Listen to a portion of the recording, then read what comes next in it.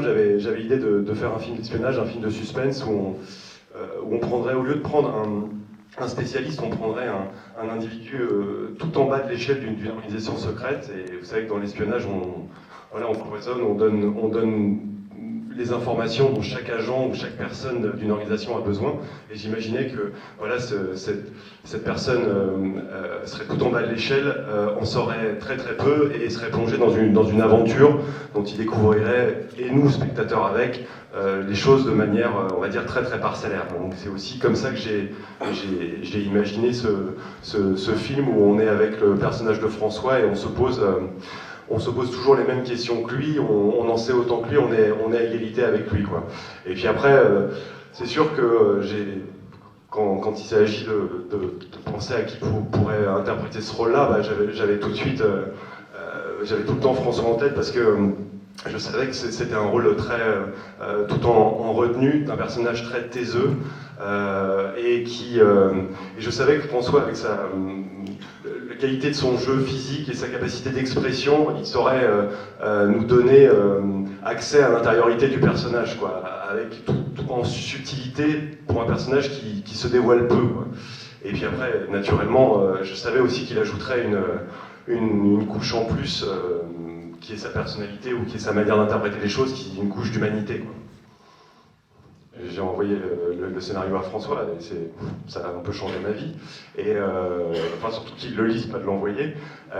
Mais c'est vrai que c'est un grand étonnement qu'un grand acteur comme François lise le scénario, même venant d'un réalisateur inconnu, quoi. Donc voilà, on s'est rencontrés, on s'est parlé longuement, et puis voilà, quoi. Après quelques temps après, on s'est mis au travail, quoi. C'était formidable. Bonsoir. Je suis très étonné de voir un film aussi graphique, en fait. Généralement, on s'attend plus à voir ça sur des films plus intimistes, moins sur des films de genre, justement, ou en tout cas pas en France. On est plus habitué à voir ça dans les pays du Nord, et j'ai trouvé ça très agréable, surtout la scène dans le tunnel où on sent vraiment la pression. Je voulais savoir, est-ce que c'est vraiment difficile de miser sur l'esthétique plus que sur de l'action, de l'intrigue? Est-ce que c'est pas aussi quelque chose à vendre ou à défendre? Non, l'esthétique, enfin, pour moi, participe à l'atmosphère du film, et j'ai pas fait les choses pour faire beau. J'ai envie que ça soit beau. Après, c'est vrai que le style graphique dont vous parlez, moi, j'avais envie.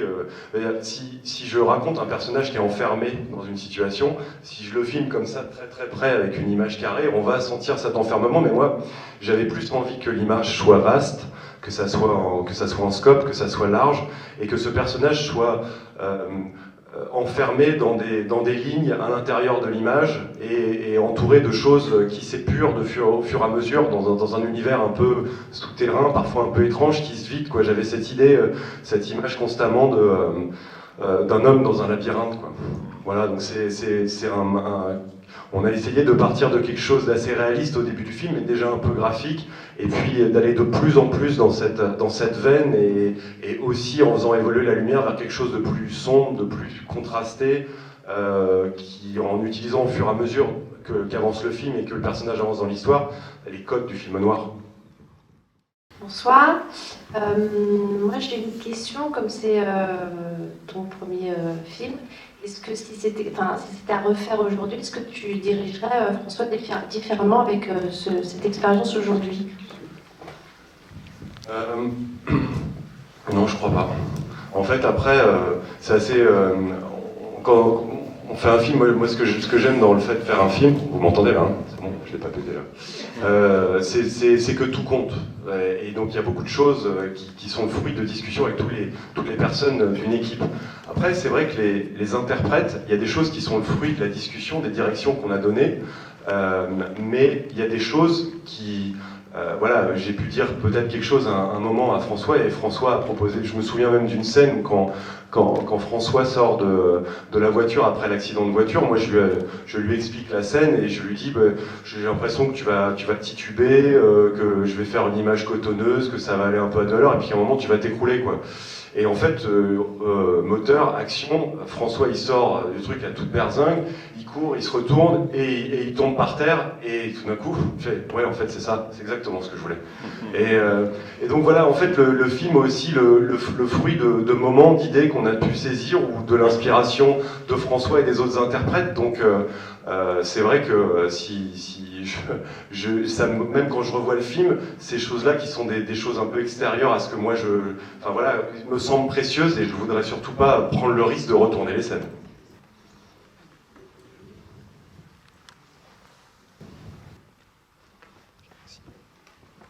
La musique, elle a été composée par Grégoire Roger, donc c'est le premier film, qui a travaillé avec moi tout au long du film, en amont, pendant le tournage, et puis après, donc la musique a évolué, enfin la musique et l'image se sont travaillés mutuellement de manière un peu organique, et voilà, ce qu'on essayait de faire, c'était une musique un peu mentale, qui soit un peu subjective, qui accompagne le pouls du personnage, quoi. Et voilà, il a fait cette musique, et je dirais, qui mixe des instruments classiques et aussi de l'électro et parfois des matières qui sont un petit peu plus étranges, quoi. Et voilà, il y avait l'idée d'avoir une dimension humaine dans cette musique, celle du personnage de François, et d'avoir aussi cette espèce de la mécanique, quoi, cette espèce de mécanique qui s'entoure de lui avec ces vagues de flûte et de violon qui sont un peu inexorables, quoi, qui reviennent constamment de manière cyclique dans la musique. Bonjour, j'aurais deux questions. Au niveau du son et des ambiances, j'ai cru reconnaître des moments de Kubrick dans Shining, notamment un sifflement qu'il y a au moment où M. Cluzet, enfin le personnage de M. Cluzet, attend et se fait interroger. Donc je voulais savoir si c'était voulu, si c'était une influence. Sur le son, je suis content que vous y étiez sensible, un peu de la même manière que la comparaison avec Shining, j'ai pas pensé à ce son-là dans Shining, mais c'est vrai que dans Shining, le son est pareil. Enfin, Shining, c'est un trip, le son est assez mental, et dans le film, on n'a pas cherché à ce que le son soit toujours réaliste. On a cherché à ce qu'il soit sensoriel. Vous voyez, par exemple, quand il est dans l'appartement, il tape à la machine, c'est un appartement d'une dizaine d'étages, on pourrait entendre des bruits de voisinage, mais ça m'intéresse pas qu'on entende ces bruits-là, ils nous rassuraient. J'ai envie qu'on entende plus un petit bruit d'une pression de canalisation, tout ça participe à l'atmosphère. Et pour le coup, cette petite fréquence aiguë dont vous parlez dans la scène d'interrogatoire, elle était dans la pièce où on était. Elle était là, et d'habitude c'est un truc qu'on essaye d'effacer, quoi. Mais quand j'ai vu mais déjà sur le tournage, j'aimais bien ce truc-là. Enfin, j'aimais bien enfin voilà, je trouvais que ça donnait une vraie atmosphère à la scène. Il fallait juste à peu près l'ajuster pour que ça soit pas trop désagréable. Mais à un moment où le personnage est vraiment épuisé, je trouvais que ça allait faire son job pour nous aider à raconter cette scène. Là, c'est une toute petite question, c'est quand est-ce que tu sors ton prochain film ? C'est long de faire un film, hein. J'ai mis beaucoup de temps à l'écrire, et je pense que la prochaine fois je mettrai beaucoup moins de temps, j'espère en tout cas, mais voilà, je sais pas, j'ai quelques idées, je vais m'y atteler à partir du moment où le film sera sorti. C'est vrai que c'est une aventure qui dure, enfin ma femme me disait ça dure quand même vraiment longtemps. L'écriture, la préparation, enfin en fait on croit toujours que ça, ah bah là c'est bon, voilà, j'ai fini le tournage, ça va être peinard, puis la post-prod arrive, et puis j'ai fini la post-prod, bon là il n'y a plus qu'à faire la promo, et en fait ouais, c'est un peu un rouleau compresseur qui s'arrête jamais. Mais là c'est bientôt fini, donc je vais m'atteler, je sais pas, on va voir, je vais essayer d'aller vite, quoi. En tout cas, j'ai envie de... Enfin voilà, moi j'ai écrit ce film-là, j'avais pas l'idée spécialement d'être... Enfin, je m'étais pas dit je vais faire une carrière de réalisateur, qu'est-ce que je fais comme premier film. Par contre, j'avais l'idée de faire ce film-là et que ça soit moi qui le réalise, et c'est ce film-là qui m'a rendu un peu réalisateur, si on peut le dire, après un premier film. Mais j'ai envie d'y retourner, vraiment. Nous aussi. Merci. Quelles sont les sources d'inspiration d'un tel scénario ?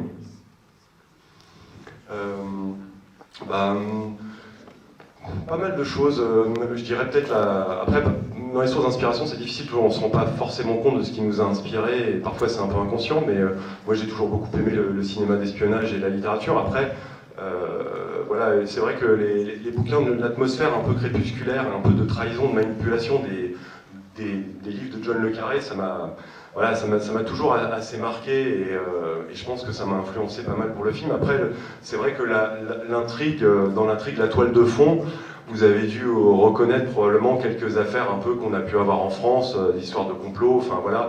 Et c'est vrai que aussi, j'ai toujours un peu suivi l'actualité de l'espionnage ou on va dire des coups bas un peu politiques et je les ai un peu disséminés dans l'intrigue. Je m'en suis un peu inspiré pour les morceler aussi, pour pas avoir trop à en dire et que le spectateur qui, comme moi, vit en France, puisse les repérer et faire le reste du travail. C'est vrai que, enfin voilà, je suis aussi un peu comme tout citoyen, voilà, on a peur en ce moment de la surveillance généralisée, quoi.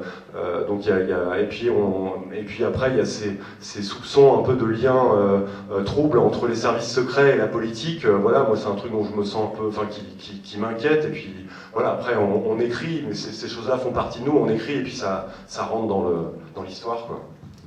Merci beaucoup Merci Thomas beaucoup. François d'être venu ce soir. Bravo. Merci.